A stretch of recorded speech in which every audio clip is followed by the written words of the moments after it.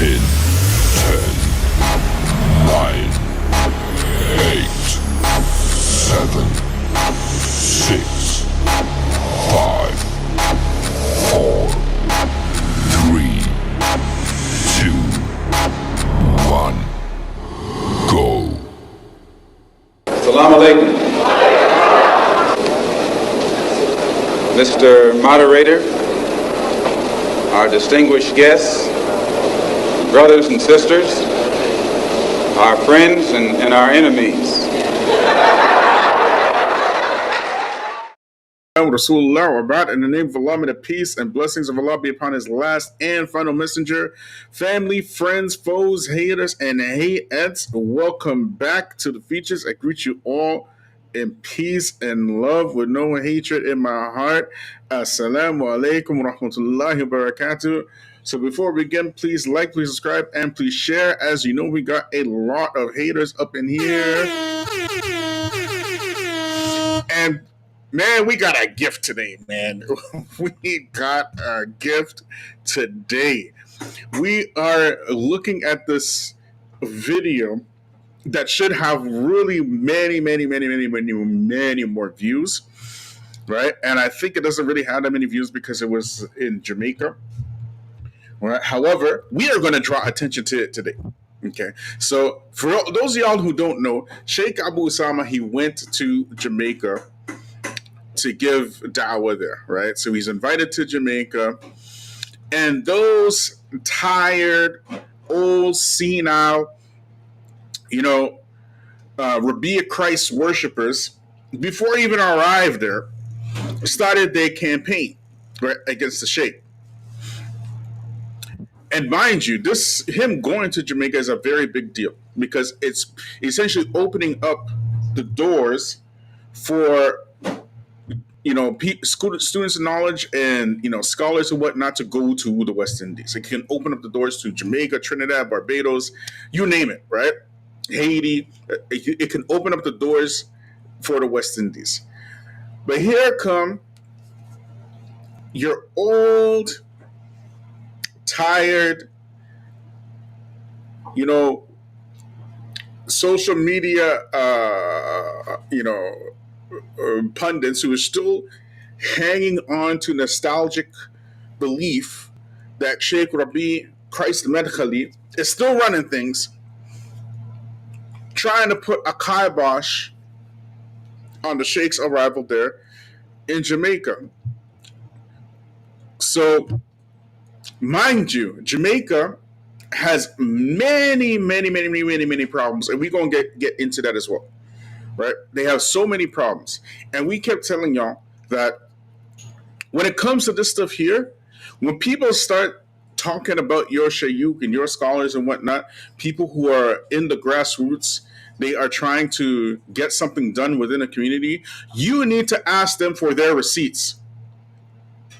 You need to ask them for their receipts. So this is how we're going to do it. We're going to react a little bit to what was going on with the Sheikh, the line of questioning, and we're going to respond to some of that line of questioning, and then we're going to come back. We're going to get into the actual devastation that is going on in Jamaica right now as we speak, and then we're going to return back to the reaction. Okay, so like, subscribe, share, hit me up on Patreon. Let's boogie.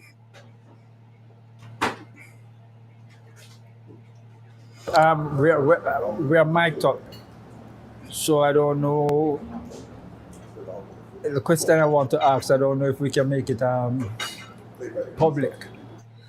So right away, he's asking the question, right? Y'all already know what he's going to ask, right? When he say that, you know what he's going to ask, right? For those of y'all who've been around for a minute, okay? So what I want y'all to do right now is press number 1 in the chat if y'all can hear this, because this is going to be hardcore. Okay, so let's go to get into it now. Whatever you want to ask, because I with me. No, the thing is because as I was saying to you downstairs, that your visit in some quarters is somewhat controversial. to the extent that there are persons who are going to brand us. In what? They're going to brand us as as Muqtadi. They are going to declare us as innovators because we are. Could I ask you a question though, Sheikh? Of course. Before you finish, where is it in the real religion of Islam and the true teachings of Islam that if a person comes to you, you become a Muqtadi just like that? This is it. What religion is that? Let me tell you something, Sheikh. People don't know. Best way to deal with people is not to get excited or angry or that creates smoke screens. They'll remember that you cursed, you swore, you threatened. But our religion is a religion that tells us, Hatu burhanakum in kuntum sadiqeen. Of course. So Imam al-Shafi'i, He means present your proof if you're truthful. Okay? How to burhanakum kuntum sadiqeen. But look at here, family. Here's the thing, right? We see here that what happened to us in Canada and in the UK and in the United States, even though it's old news to us, it's rearing its head out in West Indies. Y'all hearing me? So what is happening is that these tired old infiltrators, let's call them what they are today. They are infiltrators. They are people who destroy the religion wherever they go. They are people who cause destruction wherever they go. Not one thing have they ever caused of good, except for maybe publishing some books here and there. That's it. But everywhere they go, they leave a trail of broken families, broken relationships, ex-Muslims. That's all they do. And they come into Jamaica. Jamaica's fairly new to Islam and whatnot. And they trying to get, some help and their foot on the ground, some grounding and whatnot, building their dawa. They're trying to get some guidance. Here they come.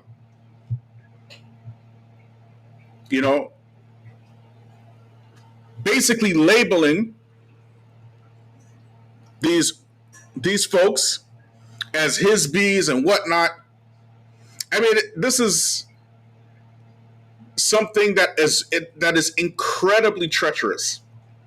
It's absolutely treacherous, not just to the dawa in Jamaica, not just to the dawa, not just to the Muslim community, but to the wider island at large. Why do you say that, Bila? Go right now. As a matter of fact, you know what? I'm going to do it for you. I'm going to do it for you. Why this is so incredibly, outrageously treacherous.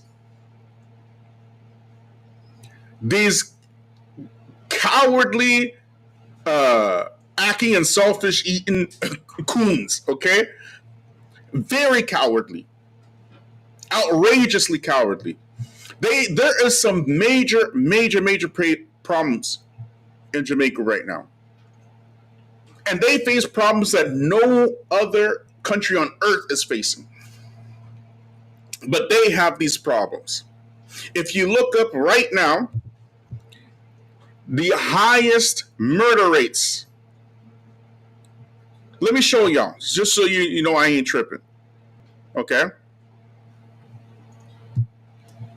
Y'all seeing this? Let me just double check if I have it in the screen. No, I don't have it in the screen. Let me show y'all something. Okay? Murder rate by country. Countries with the highest murder rate. Okay? This is wisevoter.com. Okay? The 10 countries with the highest murder rates in the world are Jamaica, Honduras, South Africa, Mexico, St. Lucia, Belize, Colombia, Brazil, Dominica, and Guyana. If you notice that these high murder rates, 1, 2, 3, 4, 5, 6, 7 of them are black countries. All of them are global south countries. Number 1 is Jamaica. Ask these bones and biscuits if they ever try to deal with this issue happening in their country right now. Where are your receipts? This is what we keep telling y'all to ask. Where are your receipts? You are out here making a huge campaign, all 12 of y'all, mind you, right? With your dusty dawa,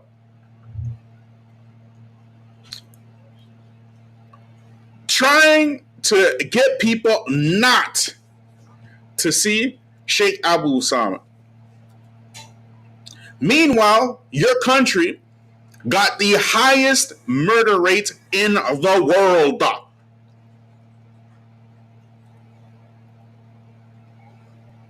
Where is your work against the murder rate happening in Jamaica? Where is it? Please show us your receipts.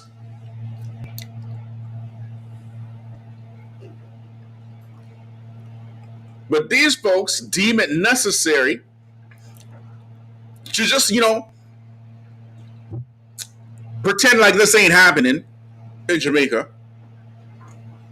And believe me, we just touching the surface, right? There is so much going on in Jamaica right now.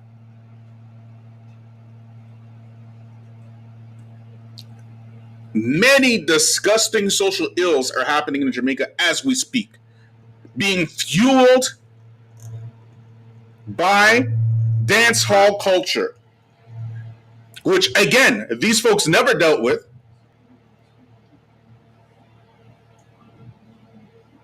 Don't confuse dancehall culture with what the late, great Bob Marley was saying.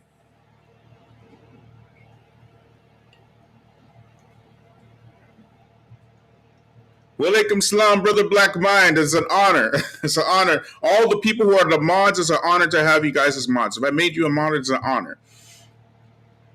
Okay? If I made you a mod, it's my honor. The pleasure is mine, to be honest. Right? But anyway,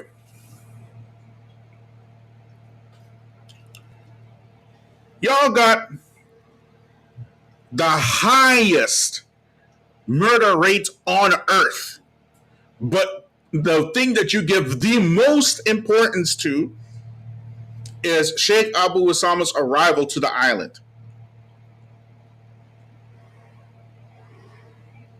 But wait, there's more. And we're going to come back to this again because we got to drive this home. 1 second, y'all.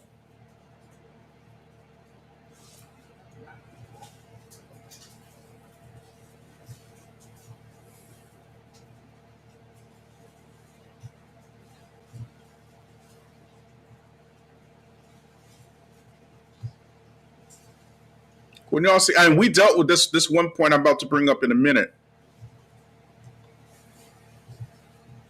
1 second, y'all. Look, you know what? Let me just show the video because I had the article, but I can't find it. So I'm just going to show y'all the video. 1 second, okay? I'm just going to show y'all the video. Watch this, y'all. Watch this video. This is going on in Jamaica right now. And you going to trust your dawah to these folks? Give me a break, man.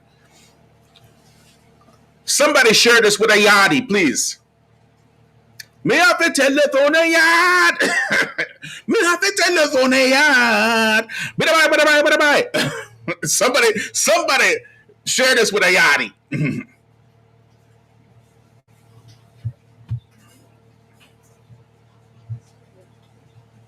Hello there, I'm Black Bright and I'm broadcasting out of the UK. Welcome to my channel. And I just wanted to share a video with you. And then I'm going to give you my 2 pence worth. It's about Jamaica. So listen to this. As we know, it has a very unique existence. No country can top having approximately. Okay, 1 second. We actually showed this video, the original video. This is the one I could find right now. But listen to this, y'all.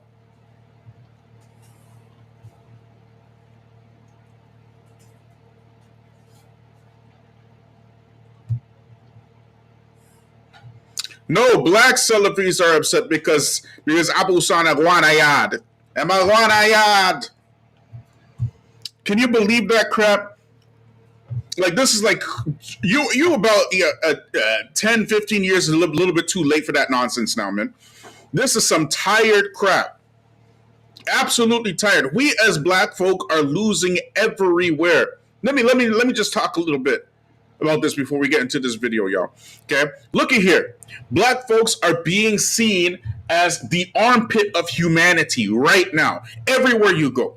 As a matter of fact, white supremacy hasn't decreased. It is stepping up in veracity, in what you would call it, in pressure.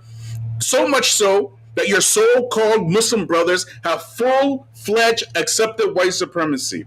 You have an island which is infamous for weed, for murder, and for murder music. Y'all didn't talk about your murder music. Y'all didn't talk about, the everybody in the island trying to be a bad man and trying to be the connect for selling weed some other country somewhere. You didn't talk about that. You didn't talk about the high murder rates.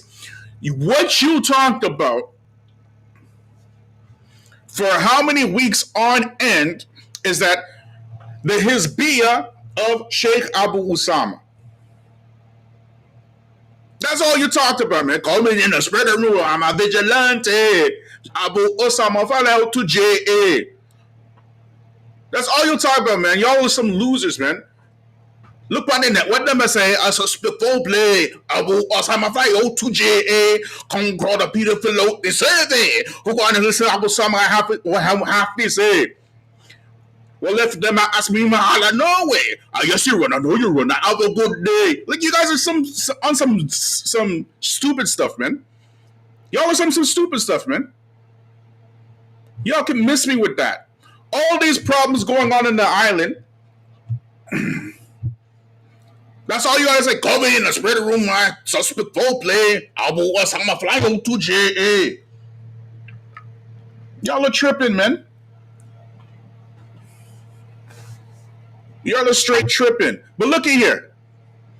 Back to this video now. I just had to get that off my chest. I guess you run. I know you run. Have a good day.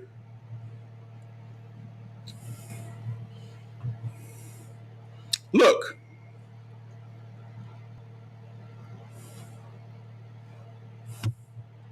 Look at here. Look what this woman going to say right now. Listen. 85% of children being born out of wedlock.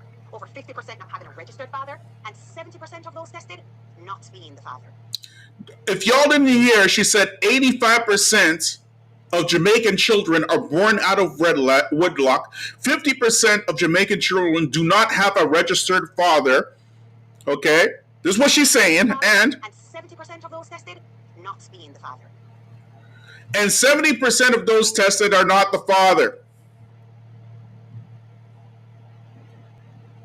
Where is your work against that? That's the only question that matters. Did you deal with that? Before we talking about Sheikh Abu Usamah al-Dhahabi and Yahd, we only want to see what you said about that. That's it. Y'all hearing me? Ray Network hit it right on the net. Hit the nail right on the head. Ray Network, he says, damn jacket pick me. Which means, in English, for y'all who don't understand, that means a jacket is somebody or a child who you think is yours, but it belongs to another man. And a pickney is a child. A pickney is a child in patois. Damn jacket pickney. Some other folks' children. This is what's going on in Jamaica today. An island full of jacket children. Full of jacket children. An island full of murder. The people are suffering because their loved ones are getting murdered left, right, and center. And they can't get justice for their murdered children, their relatives, whatever. They can't get justice for that. But you damn sure make sure that nobody go see Sheikh Abu Usamah when he come to the island. Y'all can kiss cracks all day long. Just kiss him, please.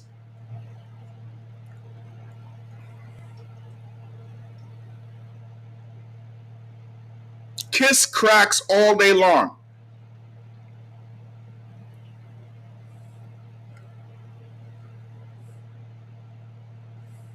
This is how you're going to present Islam to the people now? Folks just became Muslim yesterday. Y'all ain't tired of fighting colonialism? You leave one colonial master in white folks to run into the arms of another colonial master in some British Pakistani somewhere that you ain't ever see, except when he come over to the island to marry your woman and divorce him the next night when he leaving. Like, what is y'all doing out there, man? What is y'all really doing out there? You send your money to Spubs and them, gift them with your women to marry so they can go back home to their real families, and have you running defense for them all the way in Jamaica. Y'all are tripping.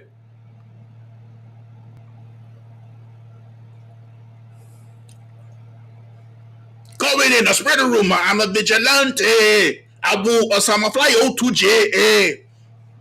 Give me a damn break. Look, they pundits, I suspect foul play. Abu Usamah fly out to JA. Bombarated.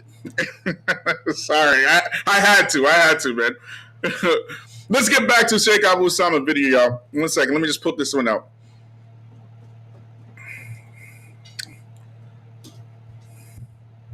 Like, subscribe, share, hit me up on Patreon, y'all. Don't forget to buy me a coffee as well. Let's get back to this video. Imam Shafi grew up as an orphan. There was a scholar, his name was Yahya ibn Abi Ibrahim. Yahya ibn Abi Ibrahim. Yahya ibn Abi Ibrahim had everything in him. In hadith, he was a liar. He had irja. He had talked bad about the companions. He had everything. So he's weak in hadith. Imam Shafi was taking care of, he took care of him. When he found, hey, you're orphan, took care of his moms and Imam Shafi. So he always remembered that, how to respect somebody. You know, they say people of virtue, they respect people of virtue. These people, you can give dawa and be one of the reasons by Allah that they become a Muslim, they'll forget all of that. They won't even come and ask you anything. They'll just, by association, 6 degrees of association. You sat with a brother who brought an ice cream from a guy who, and therefore that comes, that's it. So anyway, whenever Imam Shafi would say a hadith that he learned from this man, he would say, I was told by the one who I trust. Haddathani man athiqu bihi. I was told by the one who I trust. The seriousness of the scholars of hadith were able to see whenever he said that, he was talking about this man. He just didn't want to say who he was. So this way he's not lying. His close affiliation and affinity to that man never caused anybody from Islam to say he's like that. Who does that? Who does that? No. Okay, Rain Network, you gotta stop now, okay? Just quit, okay? Those are the old days, all right? We in the new times now. Just because I still got it don't mean I'm nostalgic and stuff. It's because these yardis, okay? You gotta remember, in Jamaica, the driving force behind the criminality is actually the music. It is actually the music. The music is driving the people into massive criminality, and nobody want to say it. If y'all don't believe me, who knows who Vibes Cartel is? Put number 1 in the chat, please. If y'all know who Vibes Cartel is, Vibes Cartel, number one in the chat. Number two if you don't, number one if you do. Y'all know who Vibes Cartel is? Who knows who Vibes Cartel is? We are making the claim very clearly that the music in Jamaica, it is what is the fuel behind all the criminality.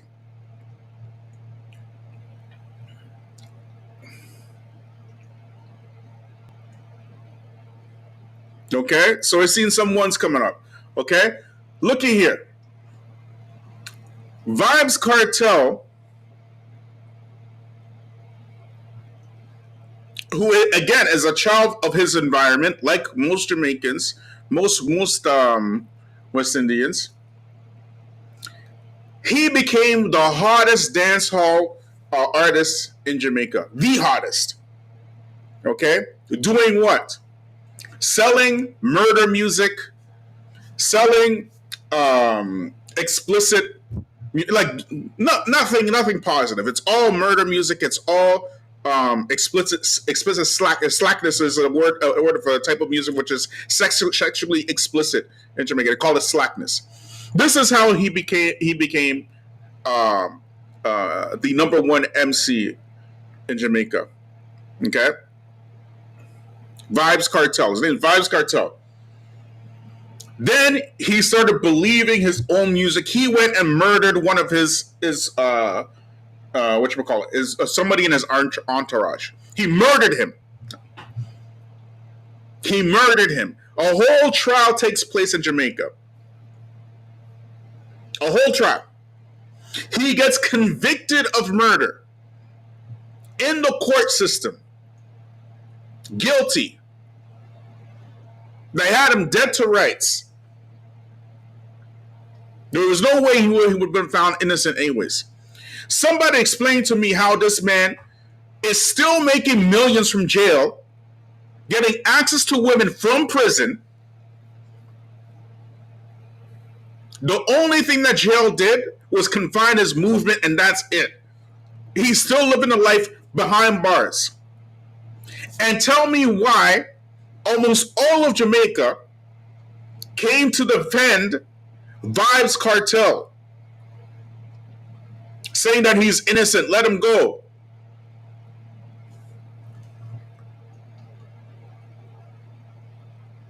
Let World Boss go.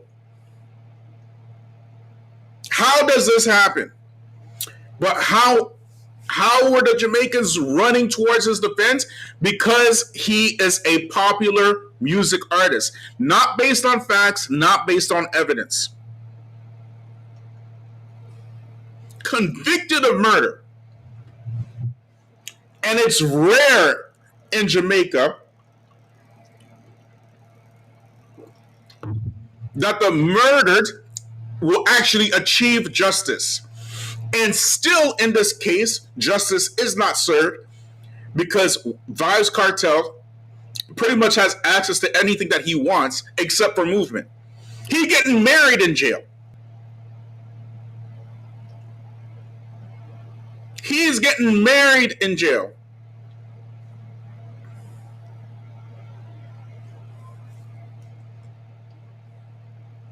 This is Vibes Cartel.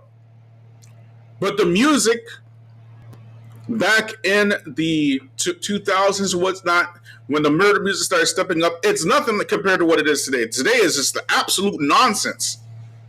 That dancehall, it's pure nonsense. It's ridiculous. It's debaucherous. It's no talent. What happened in hip hop has now happened to dancehall. And people are eating this up. If you are listening to dancehall, from the time you wake up, you go and you take your maxi taxis to school or whatnot. The maxi taxi is blasting dancehall. When you get to school, your your classmates are all, trying to be dancehall artists or whatnot. You're doing this 7-8 hours a day, listening to this music. You don't think that's going to have an effect on your psychology and the way that you act? Like perhaps maybe you might get an 80% illegitimate child rate in your country. Perhaps you might have a 40% murder rate or 44%, whatever it is, perhaps. And then you got these Muslims talking about don't let Abu Usamah in the country. Like, what? What? Like, That's stupid. like how, you really can't be that dumb. But unfortunately, we're living in times of the numbnuts. We living in the times of the brainless. Maybe these folks will smoke too many spliffs back in the day before they became Muslim, and they can't think too well. All this going around you, you are being directly or indirectly affected if you're in Jamaica by what's happening around you. But your number one concern is Sheikh Abu Usamah coming to the island. Y'all are tripping. Y'all are tripping. Somebody share this with a Yahd man. Somebody share with a young gunshot.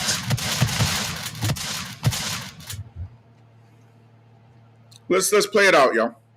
Nobody does that except these people like that. Them guys just like that. They have some real warped political Islam. And like I said, I tell you for free. And I tell them for free as well. If they were serious, you're a decent man. You are have history with them as being intelligent, decent, above board. Come.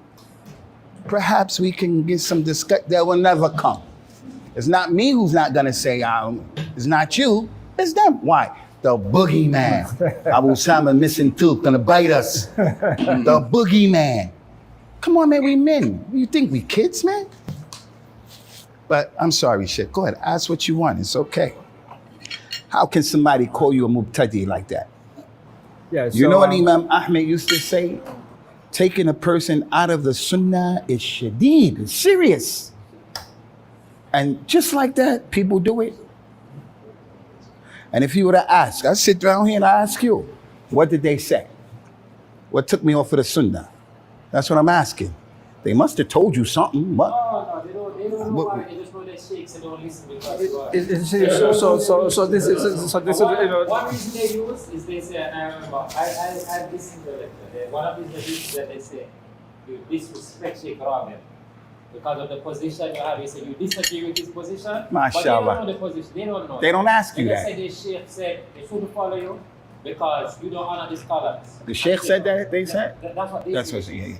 Simply what happened was when the fitna started between the brothers, and I went to have a sit-in with him, and the brothers, they were fighting. It had nothing to do with me. Yeah. He blew up in the meeting. He blew up. And he started talking against Sheikh Ali al-Halabi, Salim al-Hilali, Usama Qusi, and Muhammad Musa Nasr, who had came to New York for a talk, for some lectures. So what had happened was, there was a Puerto Rican kid who apostated. His name is Hernando. We talked about Hernando on this channel. Those videos now are on Patreon. Okay? That's the whole reason when we started this, when we began this channel, right? We actually started off talking about this stuff, this cult stuff from Spubs and Troy and whatnot. And those who know, okay? Hernando was one of the main, if not the main, perpetrator of the splitting of Muslims in the West. Because he was behind the scenes. He knows Arabic and he was talking to the Shaykh directly.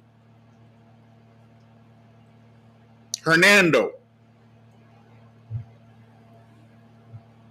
He was the one with all the secret information and stuff. Hernando. And Hernando ended up leaving Islam. And those dudes, just like Homer Simpson, retreated back in the bushes pretending like they don't know who Hernando was.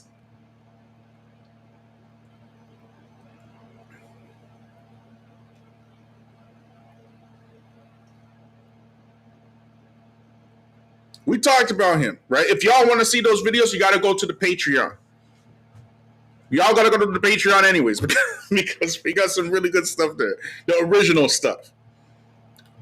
To keep y'all in the know.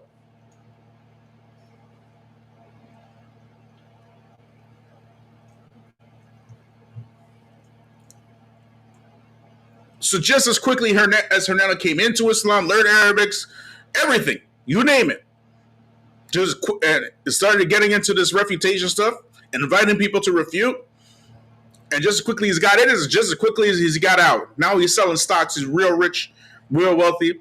So he traded the deen for the dunya, and nowhere beside, he just caused all this fitna and just left Islam, just like that. Hernando. And all of a sudden, these folks are going to pretend like they don't know who he is. Imagine that. He's wearing a monkey suit right now in Wall Street. He ain't even a Muslim. He was one of them really extreme dudes. He came into the lunchroom when these sheikhs were here. And when he came into the lunchroom, he used to wear the Gucci and all that. Puerto Rican cat. He came in like this palm glitter. It was crazy. He said to them, Abu Usamah is out there. Because Abu Usamah came. And Abu Usamah started, it was a lot of good going on. He said, you must go out there and warn against Abu Usamah. And Sheikh Usamah, of course, he didn't like the way he was talking. It's like my son, 13 years old, come up in here right now and say to the Sheikh, one of you, Sheikh Ismail, take care of the masjid. My son, 13, come here and say, Sheikh, why your phone ringing right now while we having lunch? Because that's how he talked to them. And the Sheikh said to him, look, before you give advice, you need to learn manners. You know what that dude did? He left, got on the horn, called Sheikh Rabi', who they don't disagree with anything he says. There's not a thing on the face of the earth that they disagree with anything he said. So, Rabia Christ medically, okay, our Lord and Savior,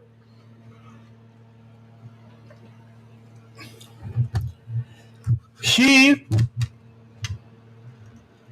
had his own personal war with some shayuks in the Arab world. All you had to do to get on his good side, or to get him to give you a fatwa on anything, was tell him that this person is upon the manhaj of Abu Hassan al-Ma'arabi. Okay, this is old news, all public news anyways.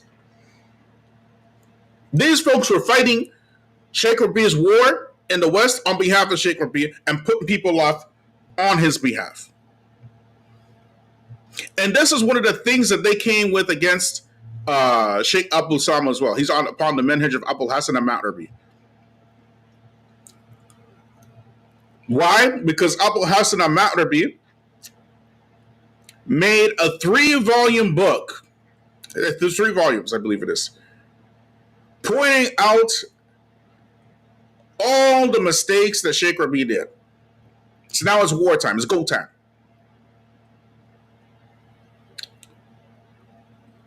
So what these Bones and Biscuits did out in Britain, in the US, is they leveraged the word of the Sheikh against anybody who disagreed with them, so that they can get a fatwa from the Sheikh, kicking them off the minhaj. And what was the go-to move? Sheikh, he's upon the manhaj of Abu Hassan al-Ma'arabi. That's it. That's all you got to say.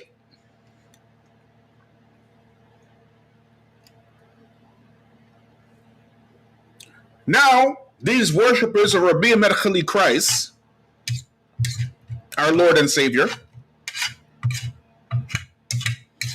who came to sacrifice black folk for the sins of the world,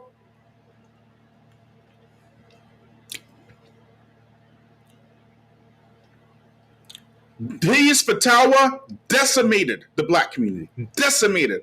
I'm not going to apologize for saying that. The evidence is clear. It's proof. It's plain as day. It's too much. Too much evidence. So much so that when the evidence was being brought to the Saudi scholars, they did what these folks did. They retreated into the bushes, just like Homer Simpson. Sheikh Rabi al-Madkhali wanted him. He wanted him.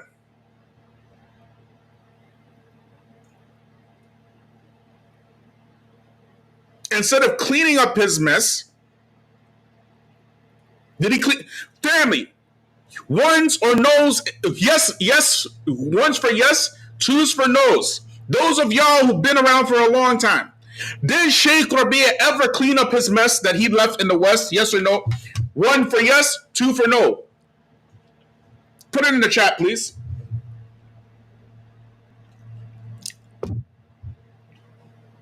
Put it in the chat.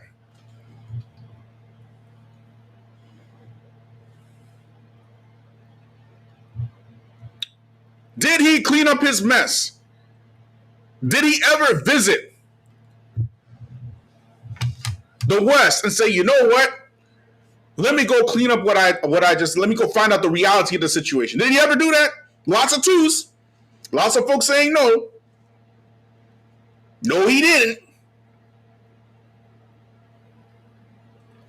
And I understand a lot of folks have a lot of respect for Sheikh Rabia. I myself am one of them, okay? I myself am one of them.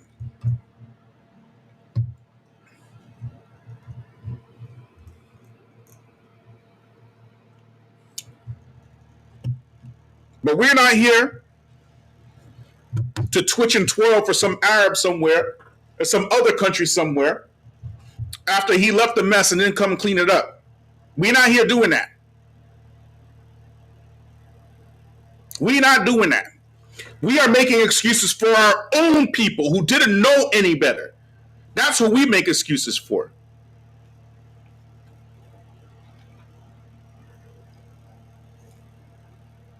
Take that snippet, translate it, send it back to Rabbi Christ Mekli. No problem. Bring your fatwa. We don't care. We don't care. Okay? We don't care what you're... Who's talking about Sheikh Rabi today? Is anybody talking about Sheikh Rabi today? Is anybody taking them seriously today? Did we do that? We were, by the large part, silent. Ain't nobody taking no fatwa from Sheikh Rabi today. He did that all on his lonesome. All that good work that he did, and mind you, the only thing that you can say of relevance in terms of good for the Westerners that he did was have his book translated, The Creed of the Four Imams. That's it. Translated by Troy, their first book, The Creed of the Four Imams. If you don't got that book, get that book from Troy. Absolutely amazing. But that is only relevant if, really, you're talking to a lot of people who are madhabis and stuff. If you're talking to a lot of people who are madhabis, it's very, very important. The Creed of the Four Imams. Very, very clear and concise. Amazing book. But other than that, what can you say of good that Sheikh Rabi has done for the Westerners, particularly the black Westerner? Go ahead, I'll wait. The link's in the chat too. If y'all want to tell me all the good stuff he did, I'll put it in the link. And you can explain this to me. I've been around for a minute or two. And what I saw was a lot of broken marriages, a lot of broken families, and a lot of broken communities. That's what I saw. And every single one of them had an isnad directly to Sheikh Rabi bin Hadi al-Madkhali. Y'all hear me?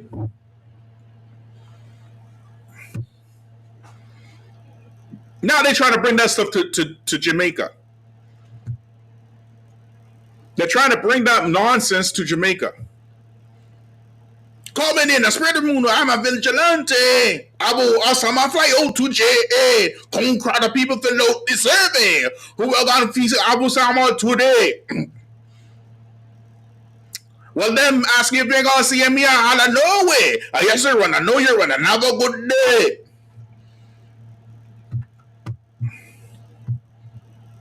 You're on some real stupid stuff, man. On some real stupid. Let's keep watching, y'all. He told them these sheikhs came and they're praising Abu Usamah.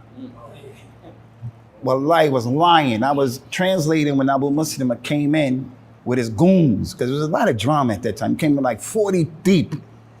And I'm translating for the sheikh, Usamah Qusi. Abu Usamah kept interrupting. And Usamah Qusi said, listen, if you want to stay in here, we have some rules. And I read the rules, and that's all they said to him. But this brother called the sheikh and told him that's what happened. You see why context is important? This is what they say this, okay?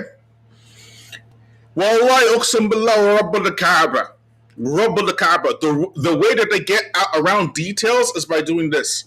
They will tell you that the khabar al-thiqah is accepted. The khabar al-thiqah. You know what khabar al-thiqah means? Khabar al-thiqah? The news of the trustworthy person is accepted. You don't have to go and find out the details from anybody else. If somebody who is thiqah, who is trustworthy, has said it, then it must be true.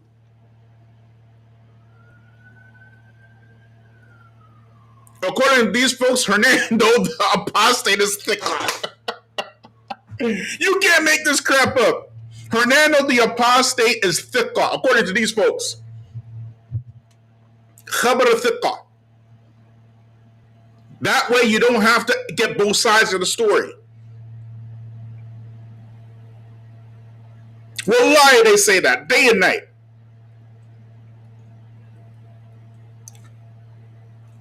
They will tell you, well, you know, Sheikh Abu Usamah said this. I'm telling you, Sheikh Rabi said, you're telling me about Abu Usamah? I'm telling you, Sheikh Rabi said, you're telling me Abu Usamah?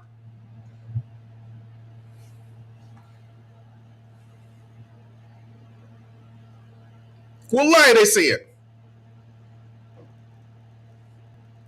No court that I know of, a legitimate court anyways,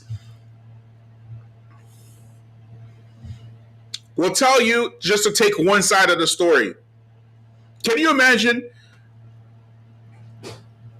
somebody has a complaint against you? You get taken to court. The judge accepts the report of the complainant, everything they say, wholesale. Then it comes to your turn. They say, well, I can't accept you because this person right here stuck up with me. So judgment for the plaintiff. Can you imagine? Is that justice? Is that justice anywhere on earth? It's justice to these bones and biscuits. These retards. No offense to actual retarded people. I mean, I know you're much more intelligent than them, but it's just language. We're trying to make people understand how stupid these people are. They're just dumb. Y'all just became Muslim yesterday. You put your entire religion in the hands of not Allah, not even the Prophet, but in the hands of some folks, some thousands of miles, in some country somewhere, right? You put your entire religion and trust it in them. Y'all are tripping. Let's keep watching, y'all. Daddy, when we went to the sheikh, they're talking. It ain't got nothing to do with me. I was just having my face up in the sauce. And the sheikh exploded. He said, I didn't have to be in, they just want to turn the faces of the Shabab away from me. And now I'm there. And he was off. He said, Abu Usamah went there and they supported him. I was there. I said, Sheikh, what happened? He told me Hernando called him. I told him Hernando was lying. I was there. It's a liar. And plus, Hernando is not even a Muslim. Sheikh went from 0 to 100. And then when I said that, he calmed down. And you know what he told us? He said, I don't believe everything the Shabbat tell me when they call me. That's what I saw from the Sheikh. This deserves a rewind. So and he was off. He said, Abu Usamah went there and they supported him. I was there. I said, Sheikh, what happened? He told me Hernando called him. I told him Hernando was lying. I was there. It's a liar. And plus, Hernando is not even a Muslim. Sheikh went from 0 to 100. And then when I said that, he calmed down. And you know what he told us? He said, I don't believe everything the Shabbat tell me when they call me. Can you imagine that? Can you imagine that?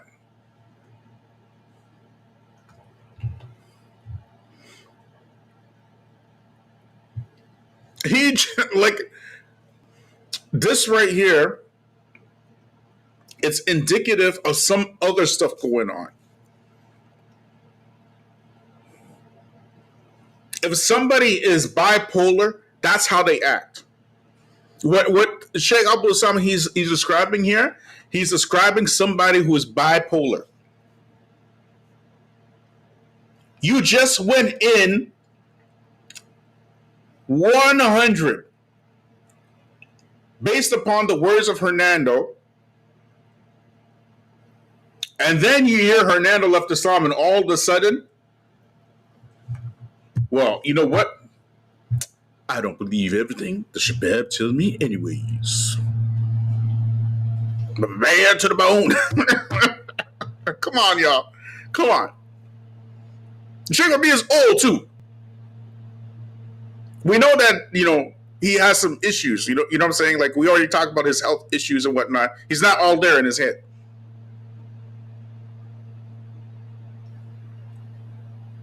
It's not a dig on him. This is something real, right? Some people have these issues. You're going to put and trust folks like this with the what's going on with the community? Come on, y'all. Y'all are tripping. Y'all are tripping, man. This is crazy. 1 second, y'all.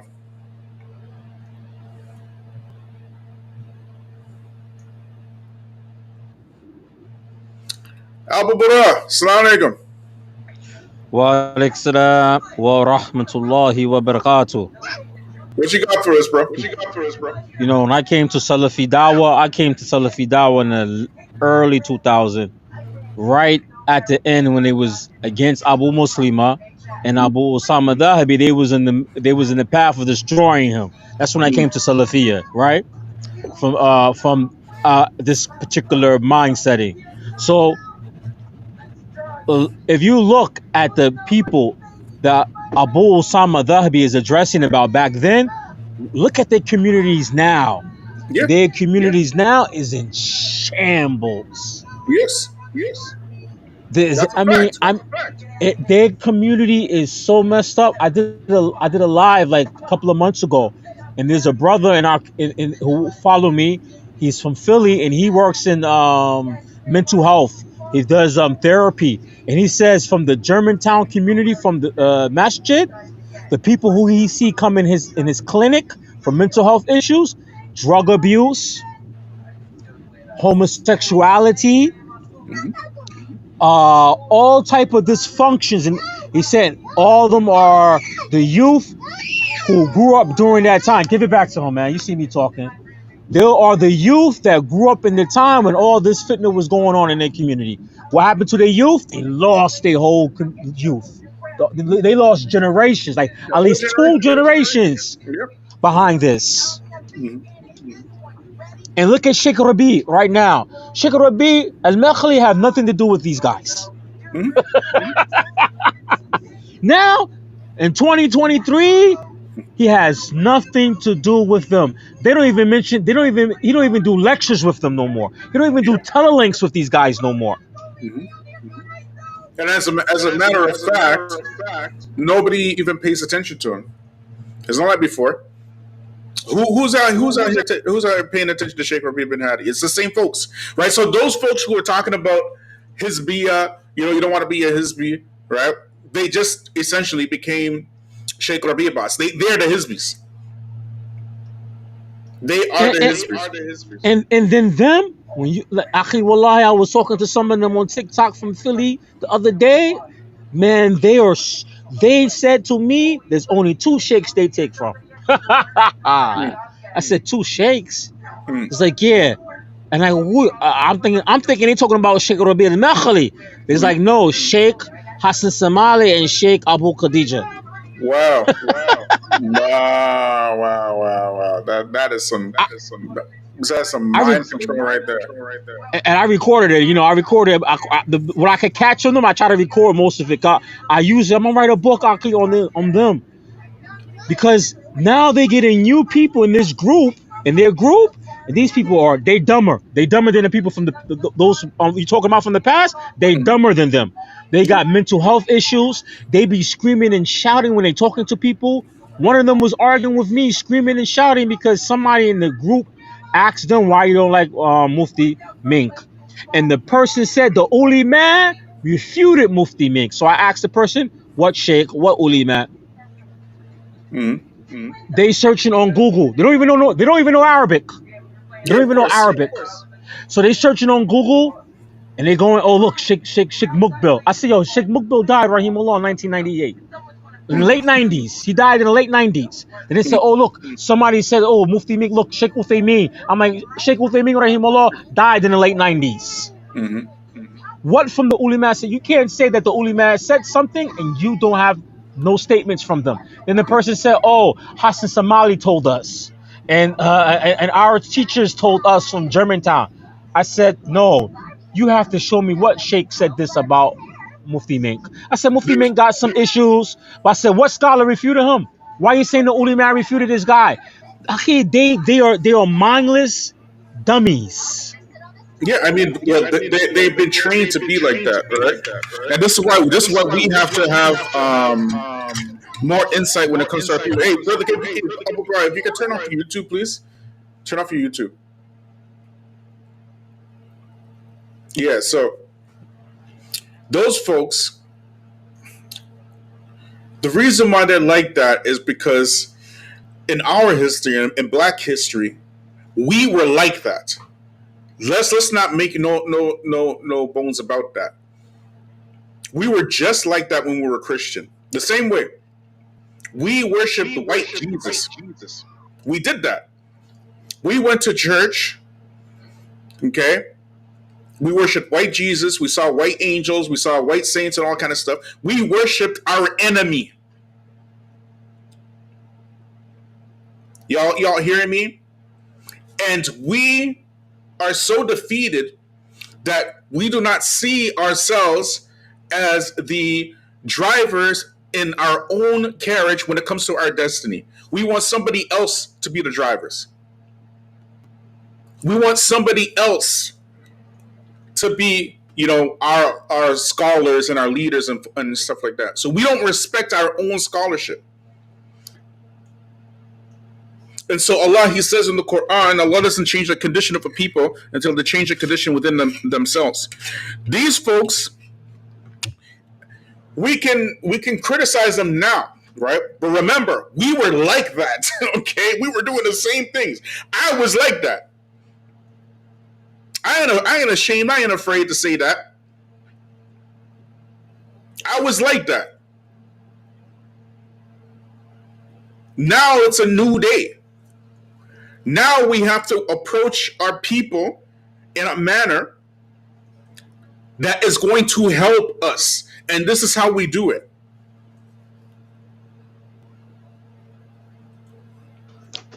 Akhi, do you remember the shooting in Germantown? Which In one? Hassan Somali, the ones that we talked about on your channel, right? There was two of them involved where Hassan Somali came out. Yeah, and one of them he was directly in the video covered in blood. Yeah. So when he made a statement to his community, he even mentioned in the video that the people in their masjid, in their community, are with the criminals in the street. But he himself is directly involved in that. He knows that. He knows what he's doing. How are you going to be an imam of the masjid? You don't mean to tell me you don't know what's going on. You know what's going on. You made dawah to your group. That was your dawah. As long as y'all with us, you can go out and commit crime with impunity, and you will get to Jannah. The same way that they're following Islam, they're following Christianity, is the same way they're following Islam. Same way. They're on some different stuff.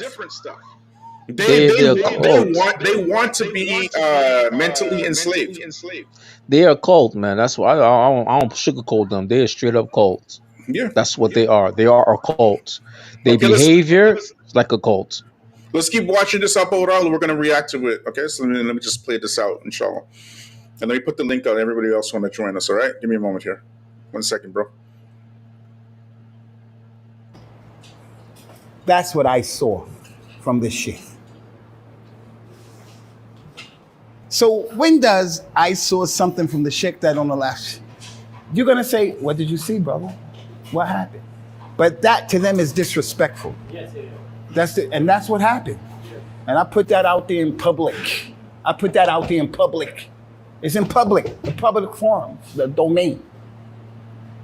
Musa Richardson, he's with them. He used to be a balance brother. He's with them. Yeah, Musa Richardson again, bro. This dude. Musa Richardson again.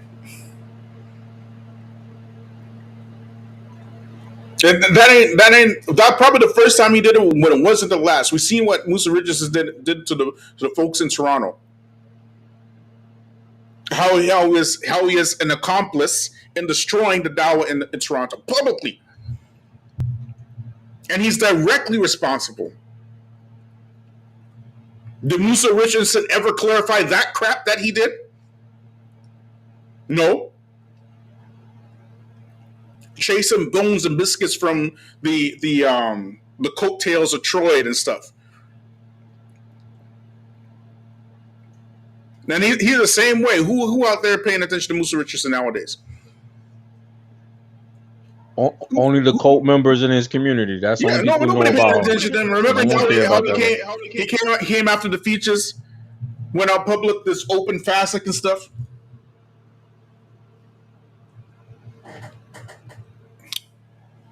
Who listening to him now?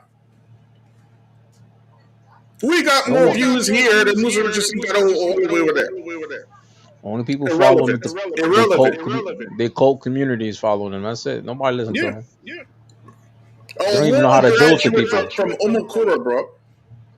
He put his time and effort to study and Umakura and whatnot, studying hadith and whatnot, just to come back to America to push cult rhetoric.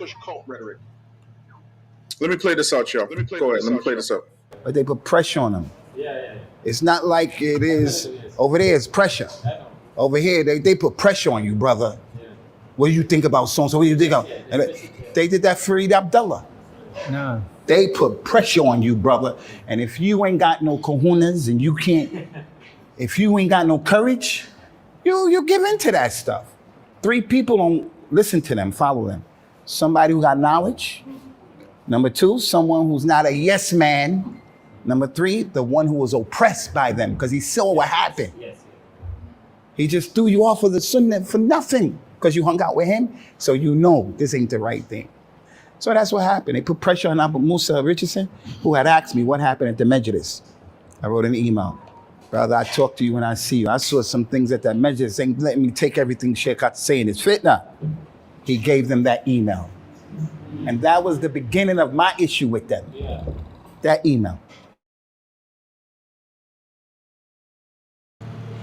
So what he said here, what you got to understand is that if people who are on the streets or from the streets, game no game. And this concept, like we understand what he's saying, right? This concept hasn't translated to the Muslims yet because black Muslims just became Muslim. You get it? Black Muslims just became Muslim. So they're not making the connection right yet. But once they see the connection, they'll be like, wait a second, this dude running a hustle. This dude running a hustle. And it is, in fact, a hustle. And what happened is that black folk thought that the religion was in the hands of these people. When your religion is between you and Allah and not in the hands of these folks.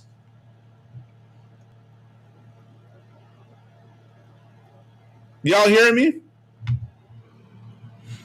So when these guys do all this nonsense,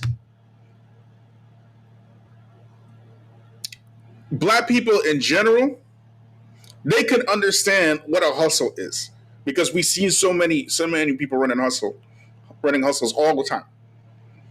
From not just the streets, from even the pastors, the preachers, everybody. Everybody got an angle. And that has to translate to when you're a Muslim. Because if Islam is about worshiping Allah and the way you worship Allah is following the Prophet Muhammad sallallahu alaihi wasallam, the way that he did it, then why are we doing this? Stay away from this guy, stay away from that guy, and that ain't got nothing to do with us. Right now in Jamaica has the highest murder rate on earth, and you out there talking about Abu Usamah, y'all tripping. Y'all are tripping. I stand by that today. I make mubahala. Anybody.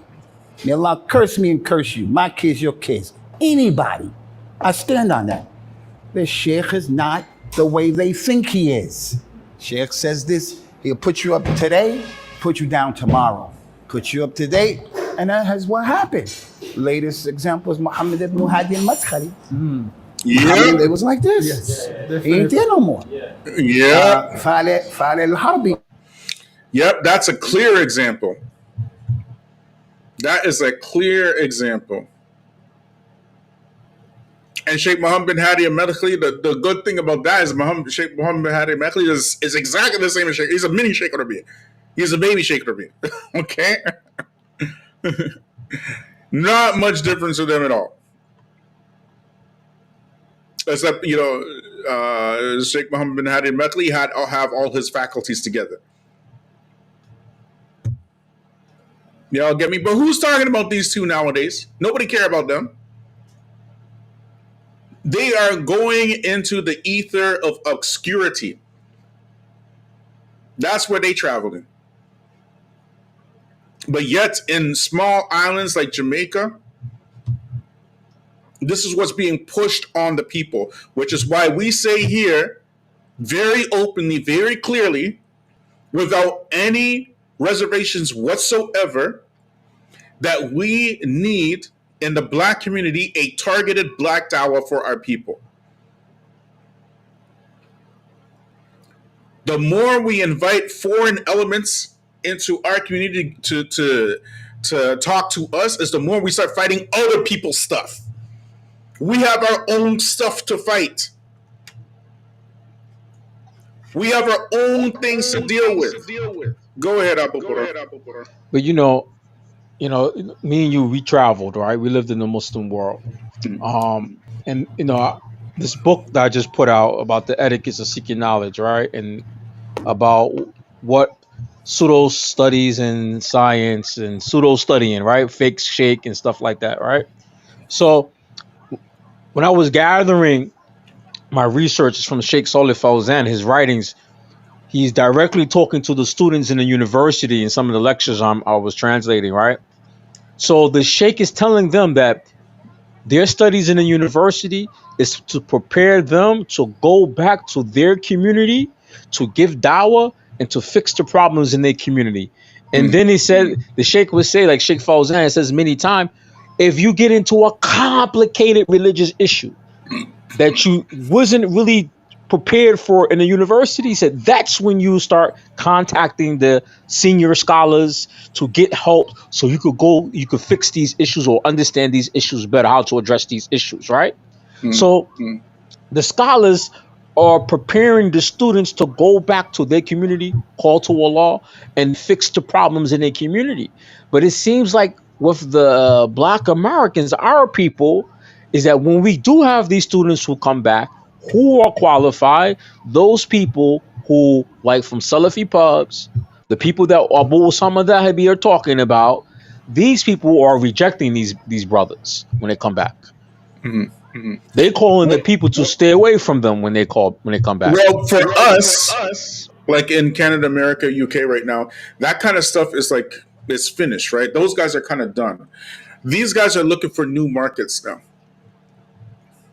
Y'all get me? Because they done been, bruised, battered, and baptized all over the net. They've been, everybody knows what their game is. There's too many witnesses, too many broken families, too many apostates, too many broken relationships, and all they got to show for it is some translated books and articles that y'all got to buy. Y'all hear me?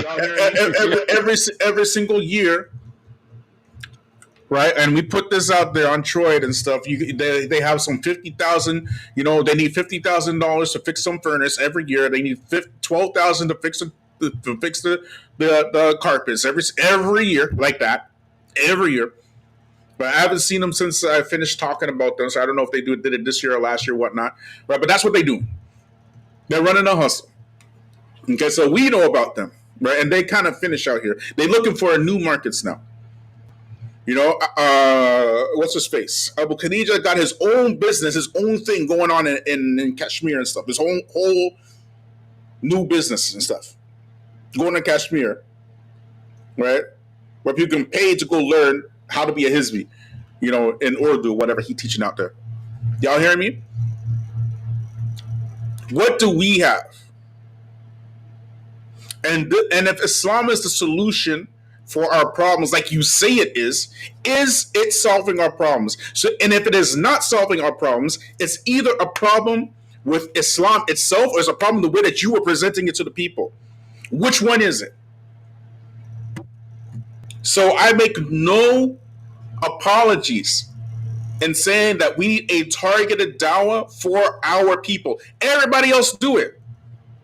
Everybody else do. You go to Pakistan today. Who are they talking about? They out there talking about Brailleys and Diabendis and all the kind of stuff. They ain't got nothing to do with us. What does a black Negro have to do with a Braille? Why are you talking about Brailleys for? Like, what are you tripping? Why are you refuting Brailleys? Why are you refuting Diabendis? What that got to do with you? You're talking about Mufti Mink, right? And they out there saying that Mufti Mink is a Diabendi and stuff. Like, what? Why do I, as a black Canadian, care if Mufti Mink is a Diabendi or not? Well, we got broken families out here, left, right, and center. That ain't got nothing to do with us. Mind your own black business, okay? Just mind your own black business. May Allah reward you and bless you and multiply for you a millionfold, Sister Tika. Facts on that. The black community needs scholarship that is in the best interest of our people, not divided upon foolishness. And here's the ironic thing. We have scholarship. We have it. It's right there. And I don't think there's any other community with more scholarship in the West than black people. I don't think any other group has more tulab al-ilm than black people. Folks that have been and studied in Egypt and Damaj, in Saudi Arabia, in Mauritania, you name it, Morocco. Folks studied everywhere. And they come back here, they can't get no job as no imam. They out there driving trucks, they're in mechanics and stuff like that. And on top of that, as soon as they get back, they get labeled a Hizbi, like Sheikh Abu Usamah, all the way in Jamaica. Y'all are tripping, man. You work against your own best interest and then wonder why nothing is changing. What is happening in your community? Use Islam and leverage Islam to fix that. Go ahead. Then you will notice the same people will say he's a Hizbi, right? Mm-hmm. And talk about other people. If you look at the level of their intellect and education, it's very low. They know who to market this stuff to. They market to the people in our communities that are have mental health issues, low self-esteem, and not educated. I was listening to this sister from Philly talk about Mufti Mink, and she was like, some of the words she was saying, I'm like, yo, you sound like an illiterate right now. Like the sentence structure, the way they're talking, and then the screaming and yelling. They have a lot of trauma going on with. They have a lot of they have cognitive issues going on with them because they worried about what the next cult follower is going to say, "Oh, you're not really Salafi now." Or you listen to Mufti Make, they put them out of Salafiyya because they listen to somebody. They listen to Shadi Muhammad. They was listening to Muhammad Munir. Now you out of the fold. So they like trying to. They think if they outside the fold of Salafiyya according to their terms, that means that they go into the hellfire. So that itself gives them cognitive issues going on in themselves. Because I always gotta be on the guard. If I put my hands down, by accident listen to this, or somebody by me listen to this person, they're gonna put me off, say I'm going to hell. So they got that going on in their minds, that argument, that fight within themselves internally, and that's gonna give you a lot of anxiety and depression. They have that. Brother, let's watch this video, right?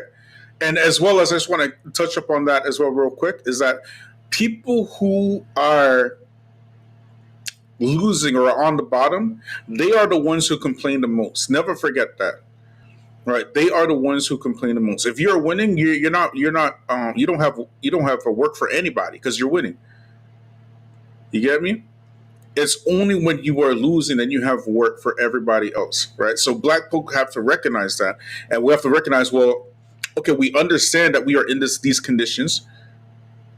What is the root cause of us being in all of this loss, right? We are right now being reformatted as human beings. We don't have a mind or a thought of our own.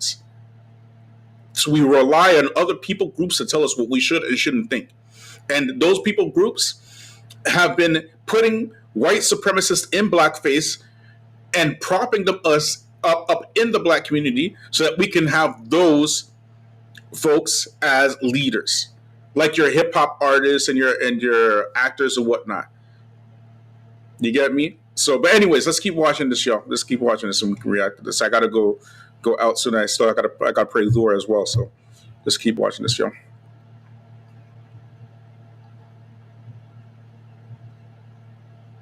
One second. No. He was a bit. He ain't there no more. Saddam al-Tawil. He ain't there no more. Falah al-Munqadr. He ain't there no more. Ismail. Let me tell you something, brother, about that masjid over there, and I'm done. I really don't like wasting time with these cats. Over the years, SP has brought about 30, 35 Arab sheikhs from around the globe to their masjid. About 30, 35. Not a single one of them who came to their masjid is still on the sunnah. They threw everybody off. Did you hear what I said? Actually, about 35 people, 35 came, they translated for them, they talked. Not a single one, according to them. Doesn't that tell you something is wrong, brother? Something is wrong. So I'm not down for Saudi centrism. I don't talk bad about Saudi Arabia. I don't talk about any Muslim country.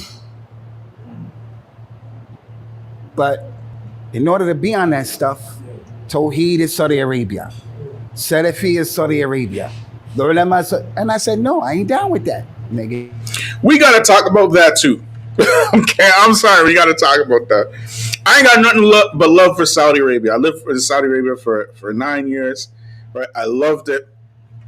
Okay, I love the people. I love the culture.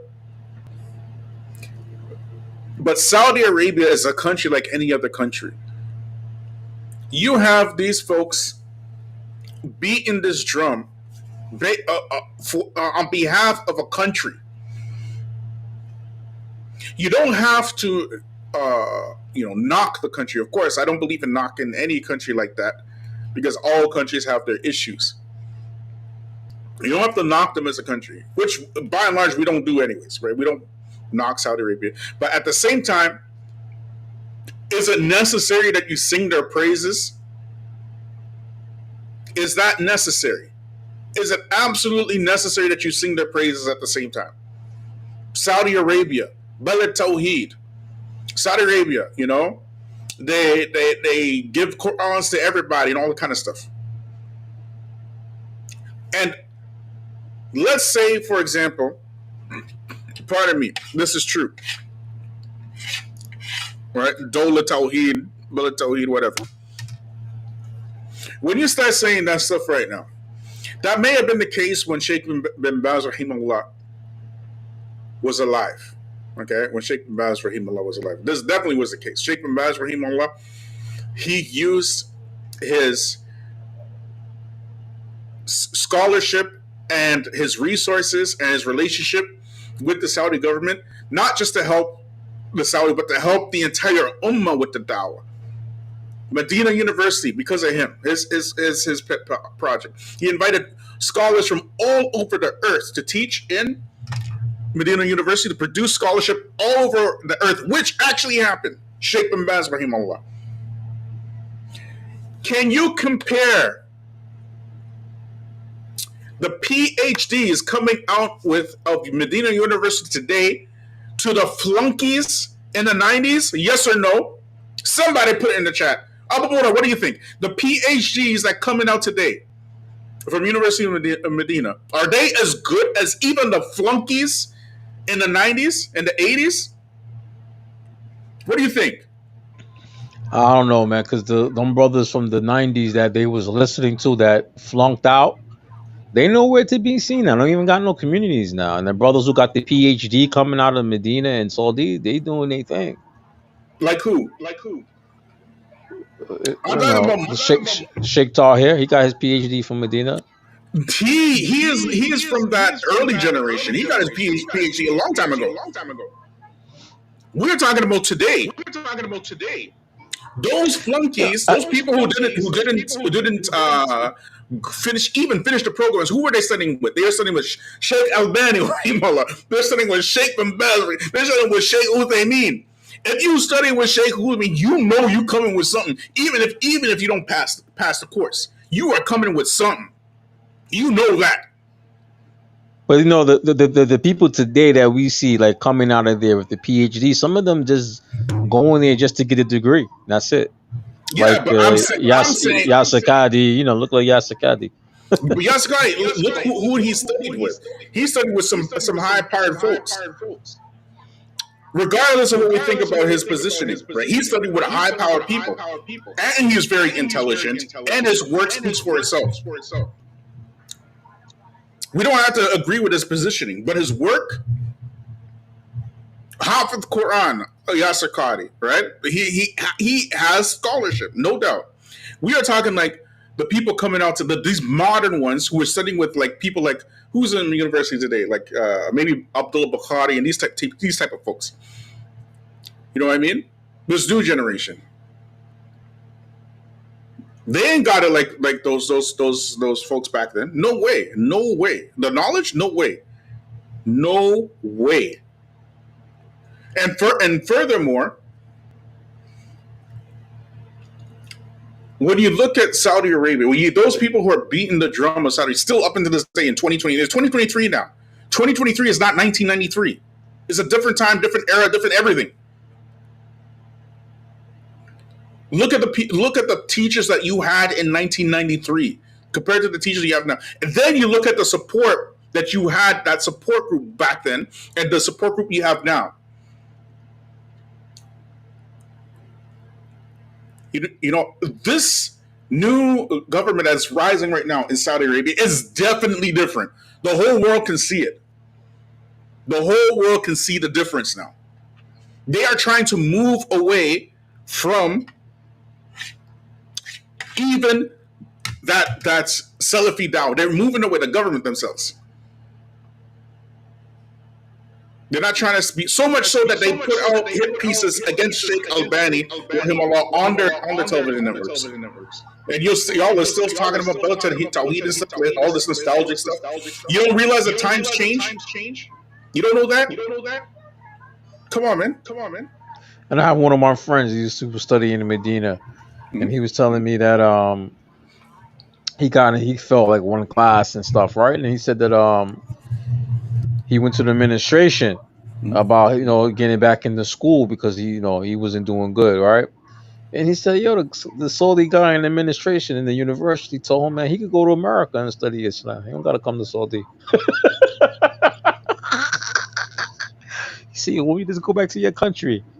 and you can study Deen in your country. You don't gotta worry. This is so he told me somebody in administration in Medina University told him this. He said, How "Yo, long you ago this was is this? this is like maybe 4 years ago. This Yep. is due to the new government." So Yep. he told I said for real. I asked him, "Yo, you serious?" Like, "Yo, he's dead serious, man." He said, "Yo, they told him, yo, won't you just America's a powerful country. Won't you just go study Islam there in the university?" He's like, "What?" He's like, "Yo, man." He said one of them Saudis told him that in the university, in the administration, that he flunked out. They don't want, and he was like, "Yo, when the new government came, them brothers who was flunking to get that stipend, to do a semester over to get the stipend, he said they killed all of that, man. He said they ended all of that, Yep. you So know." what is that telling you? And he said when they told him to go back to America and to study Islam in America, it's like he told me in his mind, he think this is the battle of Tawheed. What are you talking about? You would be surprised the amount of talent that's in the West that is being completely underutilized. We see this brother here, Abdullah Deluxi, right? He's in the chat right now. Walaikum Salam, Abdullah Deluxi. This brother is high powered, high powered, right? Studied in Damascus, Yemen. High powered brother. The problem is the people are not supporting these high powered brothers, right? You remember Abdullah McPhee, who died recently, rahimahullah? Abdullah McPhee? Yeah, that was a good brother. Yeah, Yeah, he was a good brother. This brother, when I was in the match, this brother was teaching Arabs Nahu. He was teaching Arabs grammar. You can't, and when he's in the States now, he's a mechanic. Like, what is y'all doing, man? This is the amount of talent that we have in the West, but we insist on going to the East. You know what I mean? It's not making any sense because no other people group does that. No other group does that. We are the ones. But we gotta. There's something else we gotta look at too, man. A lot of our people are not serious about Deen. They want entertainment Islam. They're not serious about Deen. Because we have the talents. We have the talents. You have the people in the community that have the knowledge. The people don't want it. The majority of our people don't want it. This right here is a cultural flaw within the Black community in general. And we know it is, right? So we are the ones who have to rectify and remedy that because we have an inferiority complex. We do have this, right? And it's up to us to call that stuff out so that we can, move forward. If we're not saying anything about it, and it's just going to continue. You get it? There's too much talent that we have in the West that we are just wasting because we don't respect our own scholarship. Anyways, let's keep watching this, y'all. Let's keep watching this. Yeah, I'm gonna go soon because I have to get on these streets. 1 second. Get mad at that. For kind of mother. And I will tell you, Akhi, we don't need the fitna here, man. All of this stuff going on in Jamaica, brother, and these people dealing with this. But the reality Didn't we just say that? Let me just put this out here. Didn't we just say that? Let me just go put this out here. 1 second, y'all. 1 second. Let me put this out here. This is insane. How y'all talking about Abu Usamah? You got all this nonsense going to happen in Yahd. Look at this. 1 second, y'all. Some crazy stuff happening.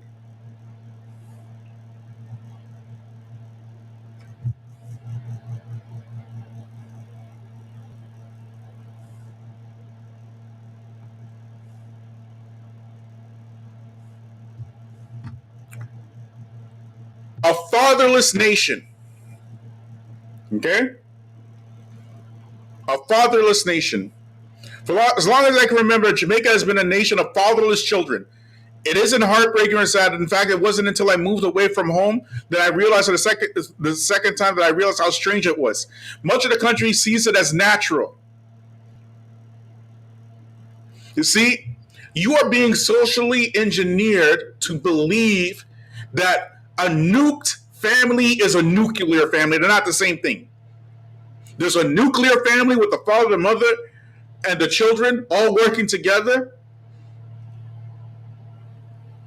And there's a nuked family where there's no father in the house, and it's understood that the mother does all the work to raise the kids while working.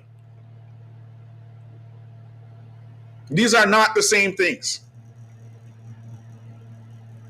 85% of Jamaican children born out of wedlock. 85%.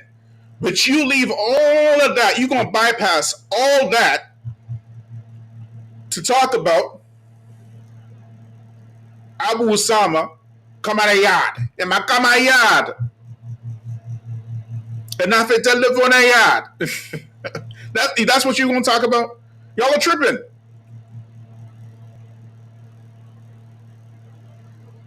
Y'all are tripping.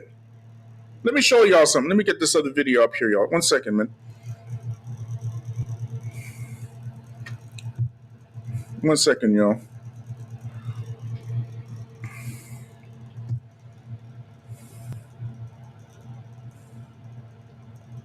We talk about jackets at the beginning of this live stream. What is a jacket? A jacket is when you believe your child is yours, but really it belonged to some other dude. The amount of jackets in Jamaica is abhorrent. Absolutely abhorrent. 1 second, y'all. Let me remove this. Let me add this.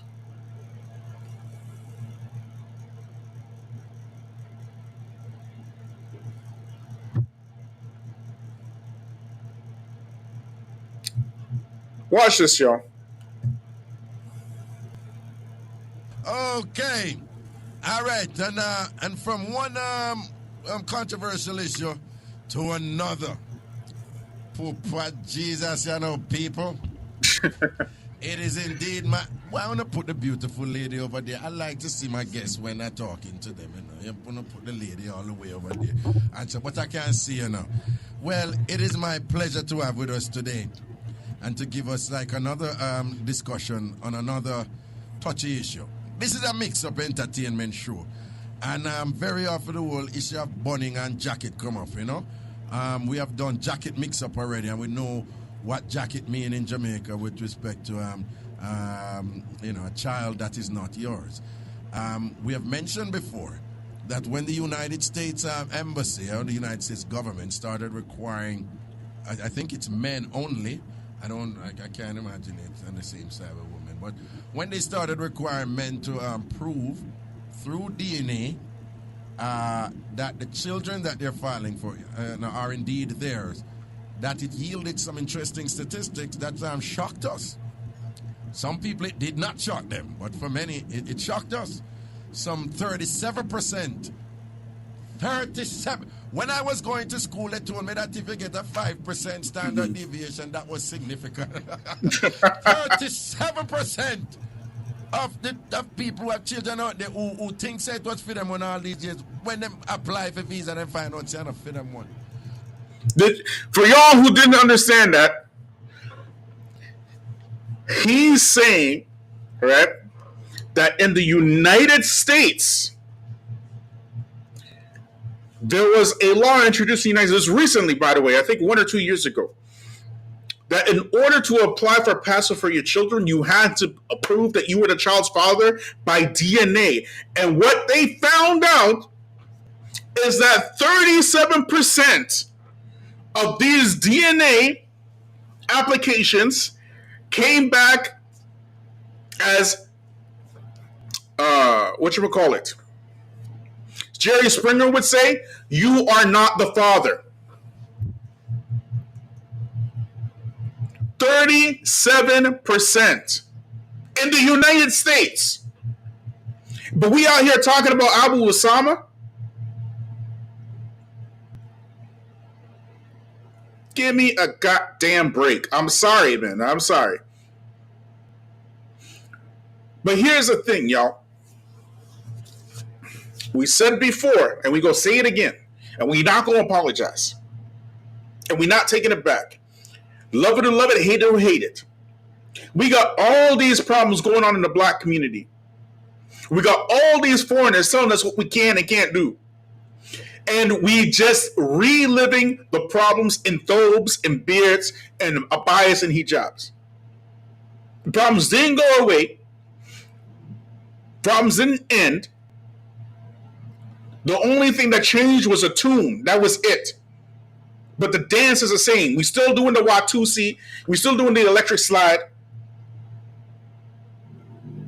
Instead of doing it to the Bible, we're doing it to the Quran now. We need to tailor our dawa to our people. All this other stuff, we need to kick that to the curb. Like it who like it, hate it who hate it. Go ahead, Abu Bara.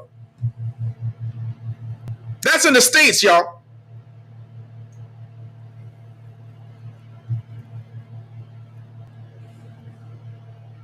Abu Bara, he's gone right now. It looks like his internet is all crashed. 1 second.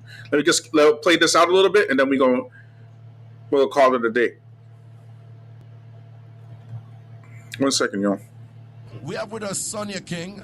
I hope I'm not mispronouncing your first name. Some people say Sonia, some people say Sonia. Is perfectly right. Sonia King, who wrote the book Jacket or Full Suit, Paternity Testing from a Jamaican Perspective. And let me tell you now, on the need for go out there go get this book here, you know. May I endorse a book here, and may I tell you, say, a beer talking out about it and so forth. So on the need for read it for yourself and reach your own conclusions on it. But we're very fortunate today to have with us here the author and Sonia, if you don't mind. No man, Sonia. Okay. And you can call me Raga. Sure. Perhaps you could just start by giving us an overview of the significant findings in the book. Yeah. There are a lot of significant findings. Actually, the study you just talked about with the 37, you said it's not 37, it's 34%. 34%. 34%. Thank you. Okay. And that was, we did a retrospective study where we looked at cases I had tested over a 5-year period. Uh-huh. And we found that the cases that were contested, which is mainly those that came to the courts where the man said, not me. Right. The woman says, well, he's the only man I've ever had. Right. And those cases, we found that 34% of those turned out to be jackets. Did y'all hear that? Of all of those cases where the man says, did y'all hear that? Let me just rewind it one more time, one more again, because that's crazy. Perspective study where we looked at cases I had tested over a 5-year period. Uh-huh. And we found that the cases that were contested, which is mainly those that came to the courts where the man said, not me. Right. The woman says, well, he's the only man I've ever had. Right. And those cases, we found that 34% of those turned out to be jackets.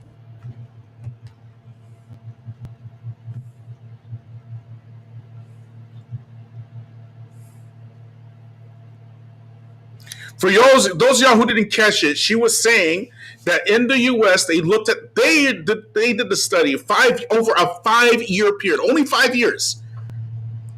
And when these cases started coming up, the men who contested these cases, out of all the cases in the States, 34% of them were proven that they were not the father of these children. And that's only the contested cases. We out here talking about Abu Usamah. Y'all are tripping. Okay, they introduced a law in the U.S. Congress a few years ago, but it did not pass requiring DNA tests at birth. Imagine the chaos it will cause. Shaking my head. May Allah reward you and bless you and multiply for you 10 million-fold. Ameen, brother, anti-gravity. Hayakumullah. That is absolutely bonkers. What are we really doing here? Sheikh Abdul Luxi, he says, there's some really good PhDs over the last years, but I don't know if there are any Westerners among them. He's talking about when we're talking about the PhDs coming out of University of Medina. This is nuts. We got these problems happening here. But we are going to talk about Sheikh Abu Usamah going to Jamaica. And this is only the tip of the iceberg of the issues that we have. Only the tip. So some of y'all are asking me for the video of Sheikh Abu Usamah. What I'm going to do is I'm going to leave it in the description. Y'all, I want to thank everybody for joining me today, this afternoon. But honestly, I have to go. I haven't prayed Dhuhr yet, okay? And I have to go on these streets to try to make dawah. So I want to thank everybody who joined me today. I want to thank Sister Tika. May Allah reward you and bless you and multiply for you a millionfold. I want to thank Anti-Gravity 74. I'm not sure if you're a man or a woman, sorry. But I can't tell by the name, right? But I want to thank you as well. May Allah reward you, bless you, and multiply for you a millionfold. I want to thank everybody who joined me on this live. Like, subscribe, share. Make sure you share it with the Sheikh Abu Usamah as well, right? And let's get this dawah going, brothers and sisters. Like, we are Westerners. We know our issues. We have to tailor our dawah to our issues. Like, what are we doing here? We can't keep fighting problems in some other country somewhere. We have our own problems in our own neighborhoods. But Jazakumullah khair, may Allah reward you and bless you all. I'll put the link in the description. Just give me a couple of minutes.